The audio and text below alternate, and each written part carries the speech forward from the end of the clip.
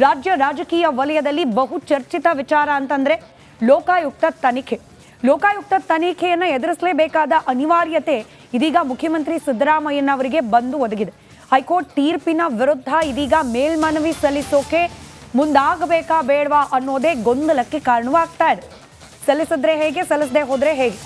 ಈಗ ಹೈಕೋರ್ಟ್ನಿಂದ ನೀಡಲಾಗಿರುವ ಈ ತೀರ್ಪು, ಅದನ್ನು ಆಧರಿಸಿ ನಂತರದಲ್ಲಿ ಜನಪ್ರತಿನಿಧಿಗಳ ನ್ಯಾಯಾಲಯದಿಂದ ಹೊರಬಿದ್ದಿರುವ ತನಿಖೆಯ ಆದೇಶ, ಇದು ಮುಖ್ಯಮಂತ್ರಿಗಳಿಗೆ ಕಾನೂನಾತ್ಮಕ ಸಂಕಷ್ಟವನ್ನು ತಂದೊಡ್ಡಿದೆ.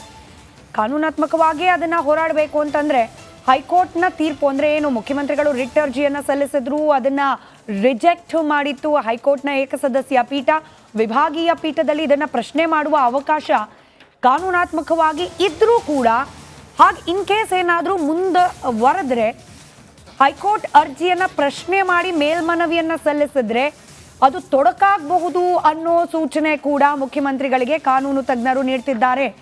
ಹೀಗಾಗಿ ಸುದೀರ್ಘವಾದ ಸಮಾಲೋಚನೆ, ಚರ್ಚೆ ಕಾನೂನು ಪಂಡಿತರ ಜೊತೆಯಲ್ಲಿ ನಡೆಸ್ತಿದ್ದಾರೆ. ಆದರೆ ಒಮ್ಮತದ ನಿರ್ಧಾರಕ್ಕೆ ಬರಲಿಕ್ಕೆ ಸಾಧ್ಯವಾಗ್ತಾ ಇಲ್ಲ.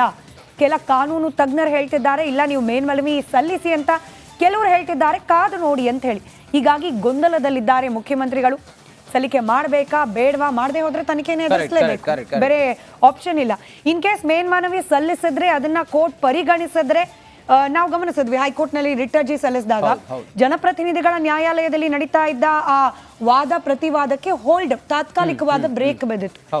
ಈಗಿರೋ ನಿರೀಕ್ಷೆ ಏನು, ವಿಭಾಗೀಯ ಪೀಠದ ಮುಂದೆ ಹೋಗಿ ಮೇಲ್ಮನವಿ ಸಲ್ಲಿಸಿದ್ರೆ ಲೋಕಾಯುಕ್ತ ಆದೇಶಕ್ಕೇನು ಜನಪ್ರತಿನಿಧಿಗಳ ನ್ಯಾಯಾಲಯ ಆದೇಶ ನೀಡಿದೆ, ಅದಕ್ಕೆ ಅಟ್ಲೀಸ್ಟ್ ತಾತ್ಕಾಲಿಕ ವಿರಾಮ ಬೀಳ್ಬೋದಾ?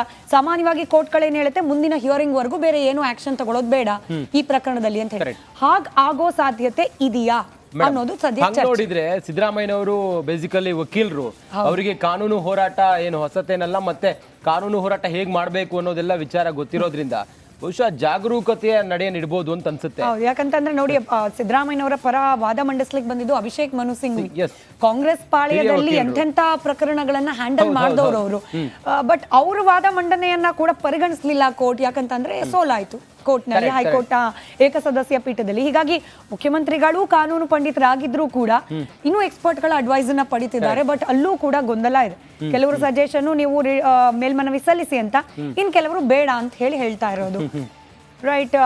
ಬಹುಶಃ ಇದೇ ವಿಚಾರಕ್ಕೆ ಸಂಬಂಧಪಟ್ಟಂತೆ, ಅಂದ್ರೆ ಮೂಡಾ ವಿಚಾರಕ್ಕೆ ಸಂಬಂಧಪಟ್ಟಂತೆ ಸಿದ್ದರಾಮಯ್ಯನವರಿಗೆ ಆಗಿರುವ ಆಘಾತ ಕೂತ್ರೆ ಕೂರ್ಲಿಕ್ಕೆ, ನಿಂತ್ರೆ ನಿರ್ಲಿಕ್ಕೆ ಬಿಡದೇ ಇರೋ ರೀತಿಯಲ್ಲಿ ಬಟ್ ಮ್ಯಾನೇಜ್ ಅಂತೂ ಮಾಡ್ತಿದ್ದಾರೆ ಚೆನ್ನಾಗಿ. ಇನ್ಫ್ಯಾಕ್ಟ್ ರಿಪಬ್ಲಿಕ್ ಕನ್ನಡದ ಸಮಿಟ್ ನಡೀತು ಮೊನ್ನೆ ಶುಕ್ರವಾರ. ಆಗ DCM DK ಶಿವಕುಮಾರ್ ಅವರು ಕೂಡ ಹೇಳಿದ್ರು ಏನು ಪ್ರಾಬ್ಲಮ್ ಇಲ್ಲ, ಆರಾಮಾಗಿದ್ದಾರೆ, ಟೆನ್ಷನ್ ಇಲ್ಲ, ಅವ್ರೇನು ವೀಕು ಆಗಿಲ್ಲ, ಕಾನೂನಾತ್ಮಕವಾಗಿ ಏನಾಗಬೇಕು ಅದನ್ನ ಎದುರಿಸ್ತೀವಿ, ನಾವೆಲ್ಲರೂ ಕೂಡ ಬೆಂಬಲವಾಗಿ ನಿಲ್ತಿರ್ತೀವಿ. ಇದೆಲ್ಲ ಮೇಲ್ನೋಟಕ್ಕೆ ಇದ್ರೂ ಕೂಡ ಒಳಗೊಳಗೆ ಏನ್ ನಡೀತಿದೆ ಅನ್ನೋದನ್ನ ಬಹಿರಂಗವಾಗಿ ಯಾರು ಹೇಳೋದಿಲ್ಲ. ಸೊ ಸದ್ಯಕ್ಕೆ ಏನೆಲ್ಲ ಬೆಳವಣಿಗೆ ಆಗ್ತಾ ಇದೆ ಮುಖ್ಯಮಂತ್ರಿಗಳ ಸುತ್ತ, ಯಾವೆಲ್ಲ ರೀತಿಯ ಚಿಂತನ ಮಂಥನ ನಡೆಸ್ತಿದ್ದಾರೆ, ಹಾಗೆ ಬಿಜೆಪಿ ಪಾಳೆಯ, ವಿರೋಧ ಪಕ್ಷವಾದ ಬಿಜೆಪಿ ಪಾಳೆಯ ಇದನ್ನ ಯಾವ ರೀತಿ ರಾಜಕೀಯ ದಾಳವಾಗಿ ಬಳಸುವ ಪ್ರಯತ್ನ ಮಾಡ್ತಿದೆ, ಇದರ ಒಂದು ಡೀಟೇಲ್ಡ್ ಪ್ಯಾಕೇಜ್ ಇದೆ, ಗಮನಿಸಿ. ನಂತರದಲ್ಲಿ ಇದರ ಮತ್ತಷ್ಟು ಅಂಶಗಳು, ಮತ್ತಷ್ಟು ಡೀಟೇಲ್ಸ್ ನಿಮ್ಮ ಮುಂದೆ ಇಡ್ತಾ ಹೋಗ್ತೇವೆ.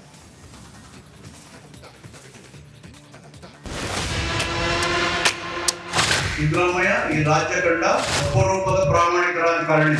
ಅವರು ಗೌರವಯುತವಾಗಿ ರಾಜೀನಾಮೆ ಕೊಡು, ಒಳ್ಳೆ ರಾಜಕಾರಣ. ನೀವು FIR ದಾಖಲಾಗಿದೆ, ನಾವು ತನಿಖೆಯನ್ನು ಎದುರಿಸ್ತೀವಿ ಅಂತ ಘಂಟಾಘೋಷವಾಗಿ ಹೇಳಿದ್ದಾರೆ ಸಿದ್ದರಾಮಯ್ಯ ಸಾಹೇಬ್.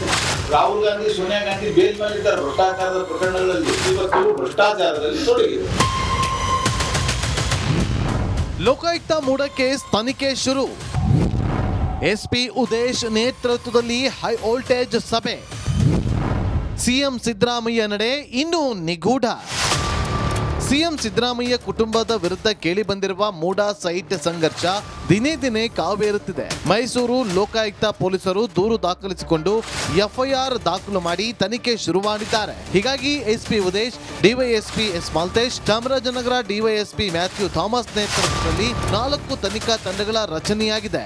ಎಲ್ಲ ಅಧಿಕಾರಿಗಳ ಜೊತೆ ಇವತ್ತು ಲೋಕಾಯುಕ್ತ SP ಸಭೆ ನಡೆಸಿದ್ರು. ದಾಖಲೆಗಳ ಪರಿಶೀಲನೆ ನಡೆಸಿದ ಅಧಿಕಾರಿಗಳ ತಂಡ ಒಂದೆರಡು ದಿನ ದಾಖಲೆ ಪರಿಶೀಲಿಸಿ ತನಿಖೆಯನ್ನ ಆರಂಭ ಮಾಡಲಿದ್ದಾರಂತೆ. ಈ ಮಧ್ಯೆ FIR ದಾಖಲಾದರೂ ಸಿಎಂ ಸಿದ್ದರಾಮಯ್ಯ ನಡೆ ಮಾತ್ರ ನಿಗೂಢವಾಗಿದೆ. ಇಂದು ಸಿಎಂ ಮೈಸೂರು ನಿವಾಸಕ್ಕೆ ನಗರಾಭಿವೃದ್ಧಿ ಸಚಿವ ಬೈರತಿ ಸುರೇಶ್ ಹಾಗೂ ಕಾನೂನು ಸಲಹೆಗಾರ ಪೊನ್ನಣ್ಣ ಭೇಟಿ ನೀಡಿ ಮಾತುಕತೆ ನಡೆಸಿದ್ದಾರೆ. ಹೊನ್ನಣ್ಣ ನಮ್ಮ ಲೀಗಲ್ ಅಡ್ವೈಸರು ಅಲ್ವಾ, ಲೀಗಲ್ ಅಡ್ವೈಸರ್ ಅಲ್ವಾ, ಅವ್ರ ಜೊತೆ ಚರ್ಚೆ ಮಾಡ್ತೀವಿ, ದಿನ ಚರ್ಚೆ ಮಾಡ್ತೀನಿ ನಾನು. ಹೊನ್ನಣ್ಣ ವಿಶೇಷವಾಗಿ ಬಂದಿಲ್ಲ, every day is discussion with me. ನಾನು ಮೈಸೂರಿನಲ್ಲಿ ಇದ್ದಲ್ಲ, ಅದಕ್ಕೆ ಬಂದಿದ್ದೆ. ಹಂಗೆ ಅವ್ರ ಕಾನ್ಸ್ಟಿಟ್ಯೂನ್ಸಿಗೆ ಹೋಯ್ತೆ. ಸೋಮವಾರ ಬೆಂಗಳೂರು ಬಂದ್ಮೇಲೆ ತೀರ್ಮಾನ ಮಾಡ್ತೀವಿ. FIR ಬಗ್ಗೆ CM ಏನಾದ್ರು ಇಲ್ಲ, ಯಾವ ಟೆನ್ಷನ್, ಇದೆಲ್ಲ ಎಕ್ಸ್ಪೆಕ್ಟೆಡ್ ಅಲ್ವಾ, ಇದೆಲ್ಲ ಕೇಸಸ್ ಎಕ್ಸ್ಪೆಕ್ಟೆಡ್. ನಾವು ಮುಂದಿನ ನಮ್ಮ ಮೊನ್ನೆನೇ ಹೇಳಿದ್ದೀವಿ, ನ್ಯಾಯಾಂಗ ತನಿಖೆಯಲ್ಲಿ ನಮ್ಮ ನಂಬಿಕೆ ಇದೆ. ಮುಂದೆ ಏನಾಗ್ತದೆ ಆ ತೀರ್ಮಾನದ ಮೇಲೆ ನೋಡೋದು. ಕುಮಾರಸ್ವಾಮಿ ಅವ್ರು ರಾಜೀನಾಮೆ ಕೊಟ್ಟವ್ರ, ನಿರ್ಮಲಾ ಸೀತಾರಾಮನ್ ಮೇಲೆ ಕೇಸ್ ಆಗೈತೆ, ಅವ್ರು ರಾಜೀನಾಮೆ ಕೊಟ್ಟವ್ರ, ಅವರಿಬ್ಬರು ಕೊಟ್ಬಿಟ್ಟು ಬರಲಿ, ಆಮೇಲೆ ಮಾತಾಡೋಣ.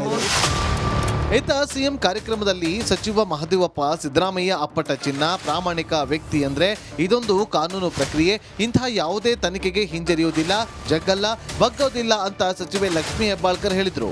ಸಿದ್ದರಾಮಯ್ಯರು ಏನು ಅಂತ ಗೊತ್ತಿರೋದು ನನಗೇನೆ.